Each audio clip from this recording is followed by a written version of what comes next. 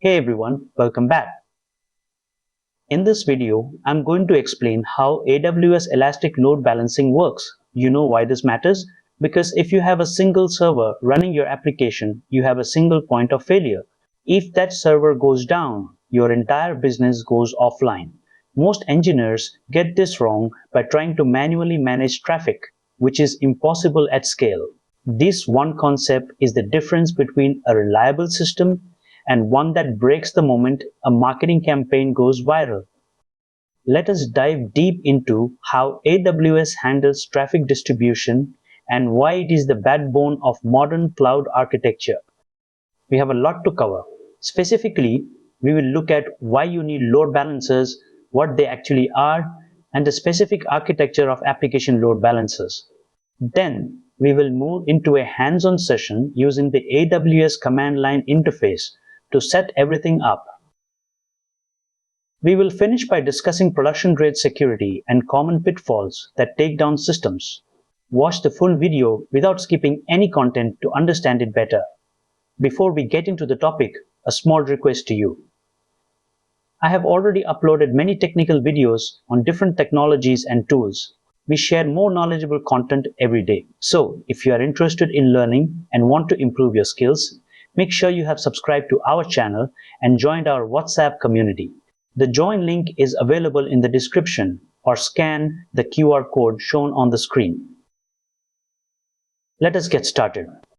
So what happens when you do not use a load balancer? Your application lives on one specific server.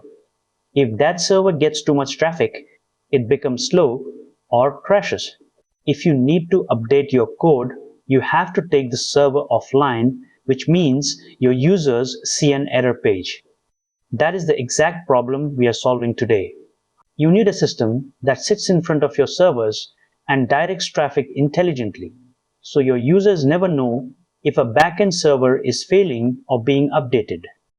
What is an Elastic Load Balancer really? It is a managed service that acts as the traffic controller for your cloud applications. Think of it like a concierge at a massive hotel. The concierge does not clean the rooms themselves. Instead, they stand at the front desk and direct every single guest to the next available room. They check if a room is occupied or under maintenance, and they ensure the load is balanced across the entire building. AWS Elastic Load Balancing does exactly this for your software, ensuring your users get to a healthy server every single time. Before we start, you need to be prepared. First, you need an active AWS account with billing enabled. You also need the AWS command line interface installed on your machine. You can verify this by opening your terminal and typing AWS version. You will also need a virtual private cloud or VPC with at least 2 public subnets to ensure high availability. Make sure you have an IAM user with full administrative access to Elastic Load Balancing.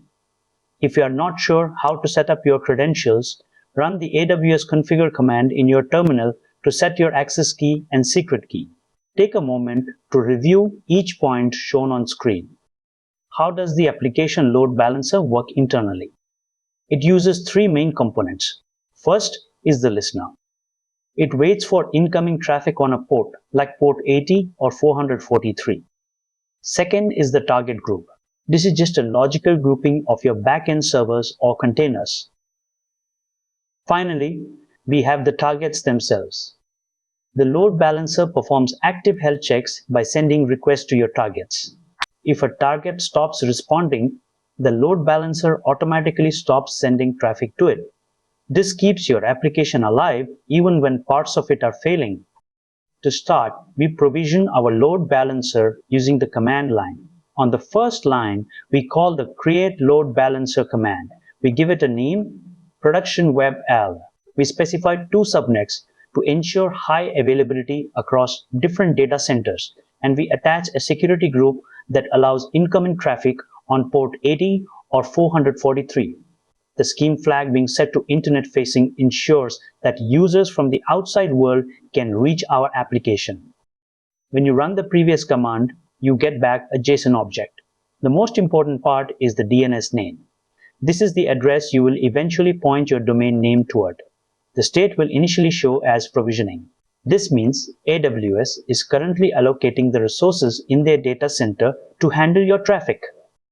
Now we need a place to put our servers. That is the target group. We create one named Web Servers TG. We define the protocol as HTTP and the port as 80. We also specify the VPC ID where our servers live. The target type instance tells AWS that we are adding EC2 instances to this group. You will receive an Amazon resource name or ARN for this target group.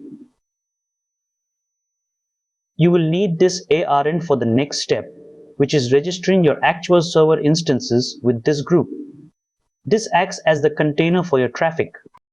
In a real production environment, you never use plain HTTP. You use HTTPS. Here, we create a listener on port 443. We pass the certificate ARN, which handles SSL encryption. The default action is to forward all traffic to our web server's target group. This ensures that all traffic entering your system is encrypted from the client to the load balancer. Success! Your listener is now active. Any request that hits port 443 will be encrypted and forwarded to your targets. If you do not see this output, check your certificate ARN again. Often, a typo in the certificate identifier is the cause of failure. What if your load balancer starts returning 503 errors? This is the most common issue. It means your health checks are failing. This happens when the load balancer tries to contact your server, but it either gets no response or an unexpected one. It is usually a security group issue, where the target server does not allow traffic from the load balancer on the health check port. To fix this, you must update the security group of your target servers. You need to allow inbound traffic from the security group of the load balancer itself. The command shown here adds an ingress rule to your target servers, explicitly permitting traffic from the load balancer security group. Once you apply this, the health check status will flip from unhealthy to healthy within seconds. Let us look at a real-world scenario. An online gaming platform serving 5 million concurrent players faced massive traffic spikes during tournament weekends. Their old architecture would crash, causing players to lose their progress. By moving to an application load balancer, they were able to automatically add more servers when traffic increased and remove them when it decreased. The result was a 400% increase in traffic capacity with zero downtime. This is exactly why companies use ELB at scale. So when should you use a load balancer? If you have HTTP or HTTPS traffic and need advanced features like host-based routing or path-based routing, use the application load balancer. If you need ultra-low latency and are dealing with non-HTTP traffic like TCP or UDP, use the network load balancer instead. Do not use a load balancer for a simple single server development environment where you are trying to keep costs as low as possible. Also, do not use it if your application is entirely internal and does not require high availability, as you are just adding unnecessary cost and complexity. Use these criteria to decide if this tool is right for your situation. To wrap up, remember these key points. First, load balancers are essential for eliminating single points of failure. Second, application load balancers give you deep visibility into HTTP and HTTPS traffic. Third, always configure your health checks correctly because a load balancer is useless if it sends traffic to a dead server.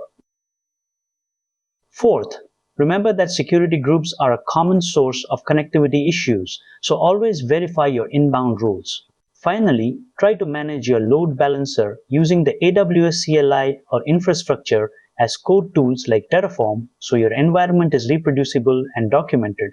These habits will make you a much more effective cloud engineer. I believe this video will definitely be a useful video. If you like the video, please do like and hype the video. Also share it with your friends and groups. It may be useful to somebody else. If you have any doubts or any requests, please let me know in the comments. Make sure you have subscribed to stay updated for our regular videos. Join our WhatsApp community using the link in the description because we share more knowledgeable content every day. Thank you for watching. See you soon in the next video.